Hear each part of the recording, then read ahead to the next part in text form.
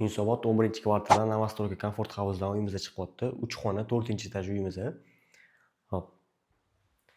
Bu yog'imizda podyezddan kirishimiz bo'lyapti. O'zimiz stroy mebellarni qilib ketishgan ekan bu yoqda. Uyimizda yangi remontdan chiqqan. Hop, bu yoqdan yurib kelar ekanmizda chap qo'limizda sanuzel qismi bo'lyapti mana. Samishonniy. Ko'rsanglar bo'ladi. Hop. Bu yog'imizda oshxona qismimizda, oshxonasi ham katta, keng mana. Mebellarni hammasini qo'yib ketishgan ekan, chiroyli qilib mana. O'zingizlar baho beraverasizlar. Hop, bu yoqdan yurib kelar ekanmizda chap qo'limizda zal qismimiz bo'lyapti mana. Zallarda ham kerakli mebel, televizor, hamma narsa qo'yib ketishgan ekan mana. Uyimizdan 74 kvadrat. Hop. To'g'rimizda detskiy xonamiz bo'lyapti. Mana. Detskiysida ham mana mebellarni qo'yib ketishgan ekan. Bu yoqda o'zining oynasi bor. Hamma xonada oynasi bor.